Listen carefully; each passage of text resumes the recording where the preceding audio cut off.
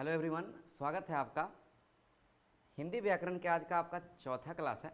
इससे पहले हम लोग 3 क्लास कर लिए थे, जिसमें पिछले वाले क्लास में हम लोग देखे थे भाषा और बोली में क्या अंतर है।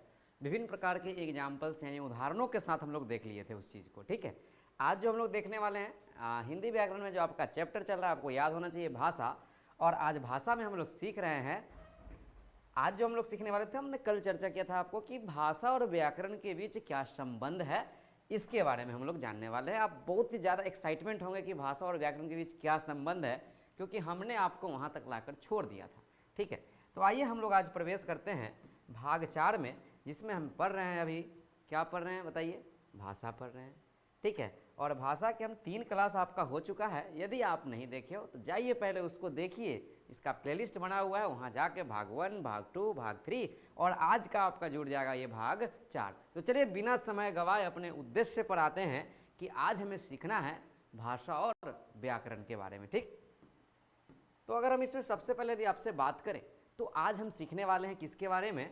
तो आप देख सकते हैं आज हम सीखने वाले हैं भाषा और व्याकरण के बारे में सीखने वाले। ठीक है, तो भाषा और व्याकरण के बीच में कुछ संबंध होता है। कैसा संबंध होता है कि भाषा और व्याकरण के बीच चोली दामन का जिस प्रकार संबंध होता है, ठीक उसी प्रकार भाषा और व्याकरण के बीच संबंध होता है। मीनिंग्स यह हुआ कि भाषा से व्याकरण आया, व्याकरण से भाषा। यानी अगर आपको एक अच्छा भाषा जानना हो तो हर भाषा का एक व्याकरण होता है, और व्याकरण कहने का मतलब यह हुआ कि वह उसका कुछ नियम होगा, जिस नियम से उस भाषा का बंधन होगा। ठीक है, समझ में आ रहा होगा बात आपको? आशा करते हैं क्लियर समझ में आ रहा होगा आपको ये बात कि व्याकरण जो होता है किसी भी भाषा को नियम पूर्वक क्या करता है? बांध कर रखता है। ठीक, तो इसी प्रकार अभी हम लोग हिंदी पढ़ रहे हैं तो हिंदी का व्याकरण होगा, इंग्लिश पढ़ेंगे इंग्लिश का व्याकरण होगा, यानी इंग्लिश ग्रामर बोल देंगे। समझ में आ रहा है बात कि नहीं आ रहा है समझ में?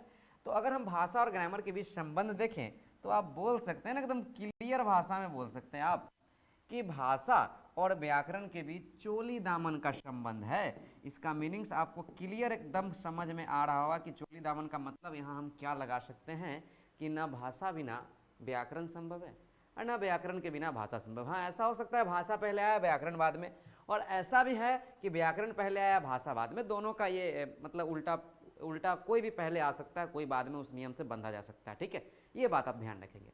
तो हमने क्या सीखा कि भाषा और व्याकरण के बीच बहुत गहरा संबंध होता है। जिस प्रकार चोली दामन का संबंध होता है, ठीक उसी प्रकार भाषा का किसके साथ संबंध होता है? व्याकरण के साथ।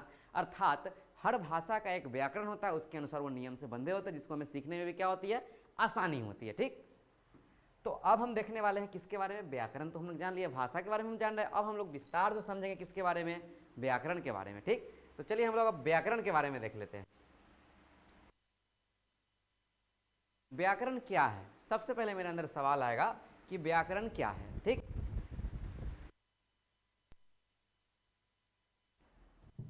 तो हम यदि बात करें कि व्याकरण क्या है तो किसी भी भाषा को शुद्ध शुद्ध लिखने और बोलने के लिए हम लोग किसका प्रयोग करते हैं? व्याकरण का प्रयोग करते हैं। चूंकि आज हिंदी पढ़ रहे हैं तो हम लोग हिंदी व्याकरण के बारे में समझने वाले हैं। ठीक है, तो ये बातें आपको एकदम क्लियर हो रहा होगा कि व्याकरण क्या है? किसी भी भाषा को शुद्ध शुद्ध लिखने का एक जरिया है, बोलने का एक जरिया है। सीधा सा आपका आंसर है, व्याकरण एक शास्त्र है जिसकी सहायता से हम शुद्ध शुद्ध लिखते हैं, शुद्ध शुद्ध बोलते हैं, शुद्ध शुद्ध पढ़ते हैं। ठीक, तो इस चीज़ को अगर हम देखेंगे तो आपका एकदम सिंपल सा डिफिनीशन हमने डाला कि व्याकरण वह शास्त्र है, व्याकरण वह शास्त्र है जिसकी सहायता से हम क्या करते हैं? जिसके अध्ययन से शुद्ध शुद्ध बोलना और क्या आता है? हमें लिखना आता है। व्याकरण की सहायता से हम शुद्ध शुद्ध बोल सकते हैं और हम शुद्ध शुद्ध क्या कर सकते हैं? लिख सकते हैं। ठीक है, तो ये बात आपको क्लियर समझ में आ रहा होगा। आ रहा है कि नहीं बताएंगे कमेंट करके। एकदम 100% मैं आशा कर रहा हूँ कि आपको आ रहा है। मैं आपको पूरा अच्छा तरीका से समझाने का प्रयास कर रहा हूँ। ठीक है, अगर हम यहाँ तक देख लें तो व्याकरण तो हमने समझ लिया। अब बात है कि व्याकरण में बहुत सारे नियम से, मतलब व्याकरण अगर हम भाषा सीखना है तो व्याकरण हमें चाहिए, तो व्याकरण को सीखने का भी तो कुछ है। उसका मतलब अगर हम कोई भी चीज़ सीखते हैं तो उसको हम क्या करते हैं? वर्गीकरण करते हैं, उसको बांट कर पढ़ते हैं, जिससे आसानी भी हो और कोई चीज़ छूटे भी नहीं। ठीक है, इसीलिए व्याकरण का भी क्या होगा? वर्गीकरण होगा। तो अब हम लोग सीखने वाले हैं व्याकरण का क्या? वर्गीकरण। क्या सीखने वाले हैं बताइए? व्याकरण का वर्गीकरण। आपका अगला टॉपिक है व्याकरण का वर्गीकरण। तो हम व्याकरण को बांटे तो व्याकरण को अध्ययन की दृष्टि से 5 भागों में हमने बांट दिया। अध्ययन मतलब जो हम स्टडी करेंगे वो सुविधाजनक होना, सुविधाजनक होगा तभी तो पढ़ सकते हैं। तो सुविधाजनक जब होगा तो उसके लिए हम कितने भागों में इसको बांट दिए, 5 भागों में बांट दिया। वो पहला भाग कौन सा है देख सकते हैं, पहला भाग है मेरा वर्ण विचार। ठीक है, वर्ण विचार के बारे में हमको क्या क्या पढ़ना है हम जस्ट आगे तुरंत चर्चा करने वाले हैं, थोड़ा सा पेशेंस रखिए, थोड़ा सा धैर्य रखिए। दूसरा है मेरा शब्द विचार, तीसरा है वाक्य विचार, चौथा प्रस्तुत है आपके सामने चिन्ह विचार, और एक लास्ट बच गया 5वां, वो है मेरा कौन सा विचार, छंद विचार। ठीक है, ये बात आपको क्लियर हो गया हो कि अगर हमें अध्ययन की दृष्टि से देखो तो व्याकरण को हमने कितने भागों में बांट दिया, 5 भागों में। याद कीजिए नाम, पहला वर्ण विचार, दूसरा शब्द विचार, तीसरा वाक्य विचार, चिन्ह विचार, छंद विचार। फिर से याद कीजिए, वर्ण विचार, शब्द विचार, वाक्य विचार, चिन्ह विचार, छंद विचार। एक बार और याद कीजिए, वर्ण विचार, वाक्य विचार, शब्द विचार, चिन्ह विचार और छंद विचार। ठीक है, तो ये हमने अध्ययन की दृष्टि से हमने 5 भागों में बांट दिया व्याकरण को। ठीक, ये इसमें एकदम डाउट आपको थोड़ा भी नहीं होना चाहिए, क्लियर है। अब बात है कि हम प्रत्येक भाग में क्या पढ़ेंगे सर, क्यों बांट दिया आपने।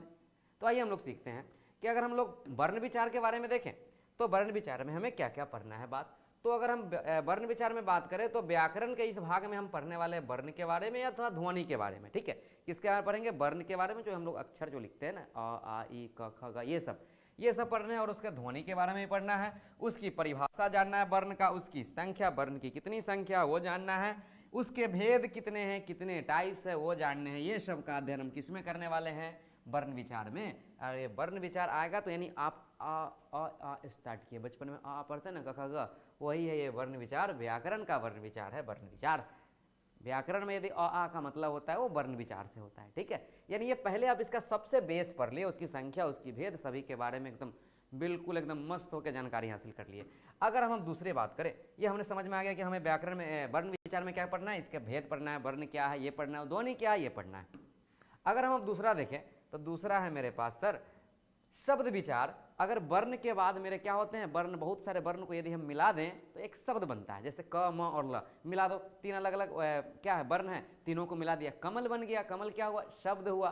तो अगर हम शब्द विचार वर्ण के बाद पढ़ लेंगे, शब्द विचार कितना आसानी से एकदम देखिए समझिएगा बातों को कि हम क्यों ऐसे क्रमबद्ध पढ़ते जाएंगे। वर्ण मिलकर क्या बनाते हैं, शब्द बनाते हैं। ठीक, तो शब्द विचार में क्या पढ़ेंगे, व्याकरण के इस भाग में शब्द की परिभाषा जानेंगे। सबसे पहले क्या जानेंगे, शब्द की परिभाषा जानेंगे और उसका भेद जानेंगे, उसका व्युत्पत्ति, शब्द की उत्पत्ति कहाँ से हुआ, रूपांतर के आधार पर शब्द के कितने भेद होते हैं, प्रयोग के आधार पर शब्द के कितने भेद होते हैं, अर्थ के आधार पर शब्द के कितने भेद होते हैं। ये सभी बातों को हम लोग पढ़ेंगे शब्द विचार में, शब्द विचार में, शब्द विचार में। ठीक है, तो कोई दिक्कत नहीं होना चाहिए आपको। पढ़ रहे हैं हम लोग हिंदी व्याकरण, बहुत मजा आ रहा है आपको। चलिए वाक्य विचार हम लोग देख लेते हैं। वाक्य विचार में क्या होगा आप बताइए, कमल और ए और क्या क के मिला होगा, एक फूल है, कमल एक फूल है, ऐसा हमने बोल दिया। ये क्या हुआ, शब्द जो है सभी हमने मिलाया और शब्द को एक सुव्यवस्थित कर दिया, मतलब एक तरीका से जब उसको बोल दिया तो वाक्य बना। तो हमने तीसरा वाले कंडीशन में क्या पढ़ना है, किसके बारे में पढ़ना है बताइए। तो तीसरा वाले कंडीशन में हमको पढ़ना है किसके बारे में, वाक्य बना लेंगे ना शब्द से। तो इसमें क्या करेंगे, व्याकरण के इस भाग में वाक्य की परिभाषा जानेंगे, उसका भेद जानेंगे, वाक्य की बनावट जानेंगे, वाक्य की शुद्धता, वाक्य की शुद्धता भी बहुत जरूरी है। ये सब हम लोग जानेंगे किसमें, वाक्य विचार में डालेंगे। ठीक है, स्वागत है आपका हिंदी व्याकरण में, स्वागत है। आइए पधारिए, सीखिए, आपके लिए इतना मेहनत किया जा रहा है, आपको सीखना है। आप नहीं सीखेंगे ऐसे हम और प्रयास करेंगे आपको सिखाने का, लेकिन आपको सीखना है। ये अपनी मातृभाषा है, गर्व होना चाहिए, सीखना है। बस एक बार माइंड में सेट कर लो, अपनी भाषा को बहुत प्रेम कीजिए और उसको सीखने का प्रयास कीजिए। अगर हम देखें अगला, तो ये है चिन्ह विचार। ये 5 नंबर है। ठीक है, ये बच गया, ये 5 नंबर है यहाँ चिन्ह विचार, सॉरी 4 नंबर है, ये 4 नंबर है चिन्ह विचार। चिन्ह विचार में क्या देखेंगे, जैसे हम लोग चिन्ह का यूज करते हैं, कॉमा, फुल स्टॉप और सेमीकोलन, हाइफन, ये सब यूज करते रहते हैं ना। तो ये सब मेरा चिन्ह विचार के अंतर्गत पढ़ेंगे कि व्याकरण के इस भाग में वाक्य में प्रयोग होने वाले विभिन्न चिन्ह एवं उनके प्रयोग का क्या करते हैं, अध्ययन करते हैं। जैसे बताइए, हम ऐसा लिख दिए कि राम एक लड़का है, तो आप अब यहाँ बताओगे कि सर यहाँ पर आप अगर हम ये चिन्ह छोड़ दें तो ये बड़ी अजीब, मतलब लगता है कि ये आदमी है लेकिन इसके पास पैंट नहीं है, ऐसा लग रहा है। और उस पैंट को थोड़ा शोभा बढ़ाने के लिए हमने फुल स्टॉप दे दिया। और इसी चिन्ह को हम लोग पढ़ेंगे आगे, तो जब तक हम वाक्य नहीं बनाएंगे तब तक हम चिन्ह को कैसे जान सकते हैं। समझ में आ रहा होगा, 100% आपको आ रहा होगा। ये हम जितना आपके लिए मेहनत कर रहे हैं, प्रयास कीजिए कि आप उसको सीखते रहें। चलिए, तो ये चिन्ह विचार हो गया। अब जो है ये दूसरा नहीं, ये पांचवा है सर, ये 4 है और ये 5 है। ठीक है, नंबरिंग थोड़ा सा मिस्टेक हो गया है। ये 5 नंबर है। 5 नंबर है मेरा कौन सा विचार? छंद विचार। और ये छंद विचार किसको बोलते हैं? जैसे आपने ऐसा सुना होगा कि हिंदी के क्षेत्र में हम लोग कविता पढ़ते हैं ना, तो कविता को क्या करते हैं हम लोग? एक लय में गाते हैं। एक जब लय में गाने लगते हैं काव्य को, तब उसको हम लोग बोलते हैं छंद। क्या बोलते हैं? छंद। यहाँ समझ सकते हैं कि व्याकरण के इस भाग में छंद की परिभाषा, उनके रूप क्या है, उनके भेद क्या है, ये सब के बारे में अध्ययन करेंगे। जब हम आएंगे छंद विचार में तो हम बहुत ही शानदार तरीके से पढ़ेंगे। छंद विचार एकदम उसको सुंदर कर देता है, उसको एक लय में बोलते हैं। जैसे गाना हम लोग कोई गाते हैं ना एक लय में, उसी प्रकार छंद विचार को। जैसे मान लो अगर हम आपको बोलेंगे कि जैसे हवा हूँ हवा में बसंती हवा हूँ, सुनो बात मेरी अनोखी हवा हूँ। अब इसी को कोई लय में गा दिया, हवा हूँ हवा में बसंती हवा हूँ, सुनो बात मेरी अनोखी हवा हूँ, तो इसको हमने क्या किया? एक लय में गा दिया। तो इसको हम लोग क्या बोलेंगे? छंद बोल देंगे। ठीक है, तो आशा करते हैं आपको ये बात समझ में आ रहा होगा। ठीक है, तो अभी हमने क्या सीखा? चिन्ह विचार और छंद विचार के बारे में, ये व्याकरण में। तो ये हमने यहाँ तक जो सीखा पांचों भेद के बारे में, आपको एकदम क्लियर समझ में आ रहा होगा, एकदम 100% आ रहा होगा। ये हमारी आशा है। अगर नहीं आ रहा होगा तो मैं बार बार कह रहा हूँ, मैं आपको बार बार समझाने का प्रयास करूँगा। अगर हम इसमें देखेंगे तो अब हमें इसमें कुछ नहीं पढ़ना है। समाप्त की घंटी बज गई है, इसलिए हमने आपको एक सुना भी दिया गाना। ये समाप्त हो गया। भाषा से संबंधित सभी बातें क्या हो गई? समाप्त हो गई। अब हम आएंगे अगले दिन, अगली दुनिया, अगली बात क्या होने वाला है? व्याकरण का पहला भेद कौन सा है? वर्ण विचार। वर्ण विचार, वर्ण विचार, वर्ण विचार। इसमें लगेंगे हम लोग अगले दिन नए ऊर्जा और नए एनर्जी के साथ, जहां पर हम लोग देखने वाले हैं किसको? वर्ण विचार को। बहुत मजा आने वाला, बहुत ही शानदार चैप्टर, इसके बारे में हम बहुत कुछ जान रहे हैं। ठीक है, तो अगले दिन हम लोग मिलेंगे। वो क्लास होगा फिर से हम भाग 1 किसका? वर्ण विचार का। भाषा के भाग 4 में पूरी भाषा की बात हम आपका समाप्त करते हैं। तो आज के लिए इतना ही, मिलेंगे अगले क्लास में। आज के लिए इतना ही, एकदम इतना ही, इतना ही, इतना ही, बस इतना ही। ठीक है, अगले क्लास में आइए, फिर हम लोग सीखेंगे वर्ण विचार, वर्ण विचार, वर्ण विचार। ठीक है, थैंक यू, जय हिंद।